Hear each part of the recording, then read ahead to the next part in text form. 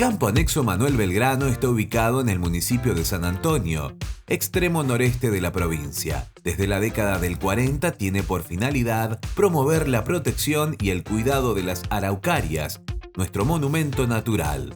A partir del año 1991, el campo pasó a depender del INTA, que desde entonces viene consolidando un importante trabajo de investigación y conservación forestal. El campo anexo Manuel Belgrano se encuentra ubicado en la frontera con Brasil. Para que se den una idea, hacia el otro lado de la frontera acá se encuentra la localidad de Santo Antonio. Si se lo ve desde una imagen aérea, básicamente es un punto verde dentro de la agricultura, digamos. Además de cumplir una función productiva, cumple una función muy importante desde el punto de vista ecológico y social. Ecológico porque desde el punto de vista que es un lugar prácticamente cubierto con forestaciones y con todo lo que eso simboliza, digamos, ambientalmente, desde el punto de vista del agua, de la protección de las fuentes de agua, pero también es un reservorio, por ejemplo, muy grande de lo que es oxígeno. El campo anexo Manuel Belgrano del INTA ha permitido comenzar, además, planes de mejoramiento y producción de semillas para ofrecer materiales forestales de alta calidad.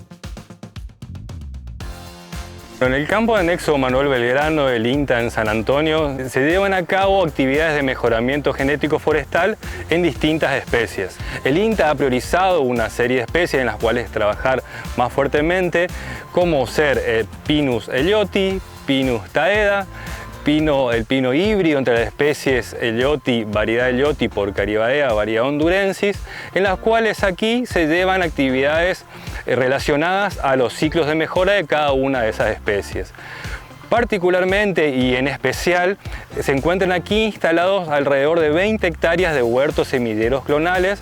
Anualmente se cosecha alrededor de 300 kilogramos de semilla de Pinus taeda y 100 kilogramos de semilla de Pinus ellioti para ser disponibilizados al sector productivo de la región. A estas semillas acceden alrededor de 30 viveros de la provincia de Misiones, así como también de Corrientes, de provincias como Córdoba, Jujuy. Además, y eventualmente, en ciertas ocasiones, las semillas son exportadas. Con las semillas que antes comentaba, que son disponibilizadas a los viveros de la región, resultan entre 7.000 y 8.000 hectáreas anuales forestadas a partir de estos materiales. El mejoramiento permite tener disponible genética de excelencia para el desarrollo del sector forestal. Es fruto de un lento proceso de diferentes etapas hasta la obtención de material de reproducción o semillas. Hace unos días atrás estábamos cosechando en un huerto de Pinus taeda que pertenecía a la primera generación de mejora.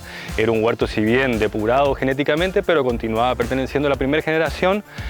Esa primera generación de mejora nos permitió los ensayos instalados en esa primera generación de mejora y la obtención de evaluación y obtención de valores genéticos en esa primera generación nos permitieron seleccionar los mejores individuos, pero ya por valores genéticos, a diferencia de la selección en la primera generación, que era simplemente por características fenotípicas, lo visible del árbol.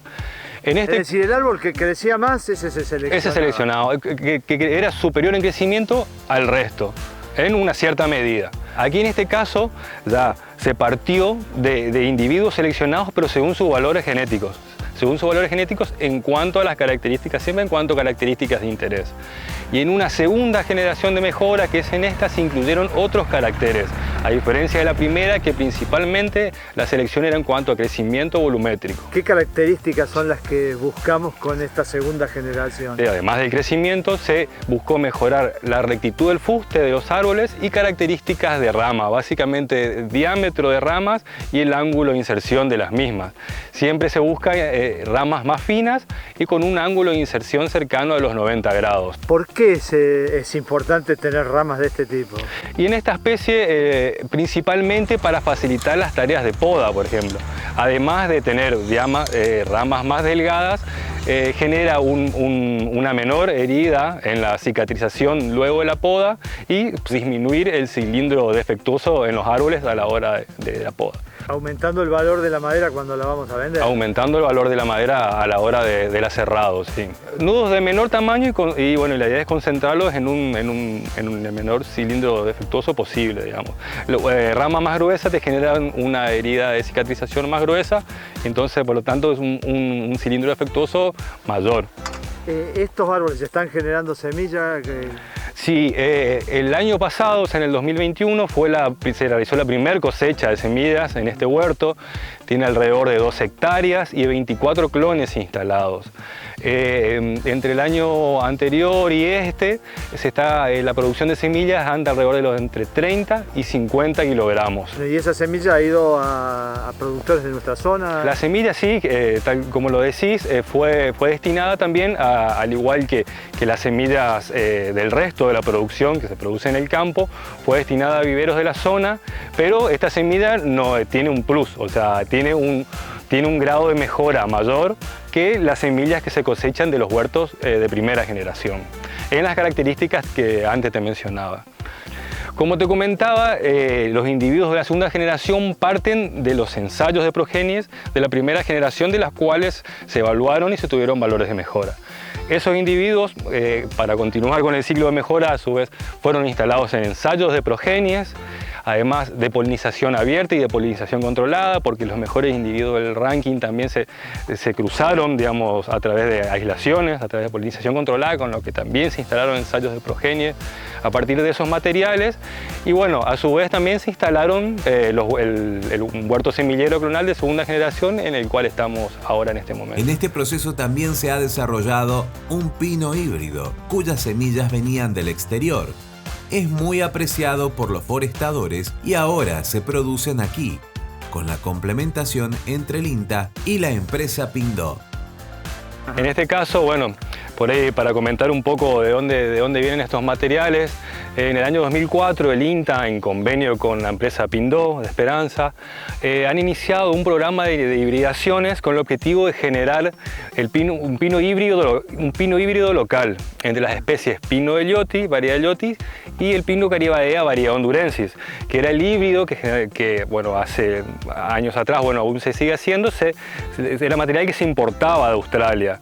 La idea de este convenio fue generar el híbrido localmente. Era un material que era bastante demandado por productores medianos y grandes, ¿no? Sí, hubo una demanda importante del material, justamente porque muestra buenas cualidades de crecimiento y de copa. Se ven ramas finas y bueno, al igual que la otra especie que comentaba en Tadea también, el ángulo de inserción de las ramas siempre es deseable que sea a 90 grados y bueno, es una especie muy deseable, demandada para sistemas silvopastoriles justamente por su estructura de copa.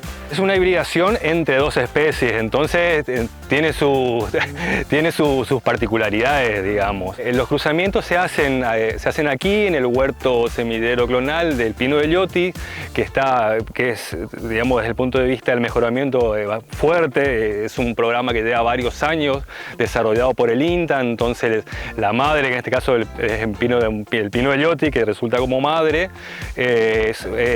ya venía con un grado de mejora importante.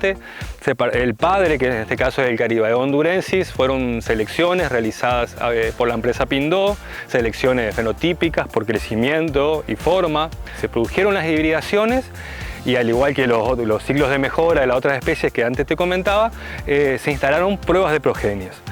En función de la evaluación de esas pruebas de progenies, se seleccionaron árboles en cuanto a su crecimiento, características de fuste y copa. A partir de esas selecciones se cosecharon púas, se injertaron y se instaló un huerto semillero clonal de esta especie, que hoy cuenta con 22 clones y una superficie de aproximadamente 1 hectárea. Este huerto semillero clonal cumple la función de generar semillas híbridas F2, conocidas como F2. Y a partir de esas selecciones se generó un ranking y parten estos individuos que hoy se encuentran acá instalados en este huerto semillero. Es, digamos, parte de los mejores individuos. A su vez también las mejores familias son propagadas en el vivero de Pindó a través de plantas madres para la producción de estacas y generación de plantas con destino también plantaciones operativas. El hecho de ser un cruzamiento entre especies, entre distintas especies, hace que la producción de semillas sea muy baja con respecto a las especies puras, digamos. Entonces, bueno, la estrategia de eso es, a partir de esa semilla mejorada genéticamente, generar plantas madres y esas plantas madres cosecharle un número importante de estacas, digamos, que llegan al productor desde el vivero en forma de estaca o en forma de plantines ya desarrollados, digamos.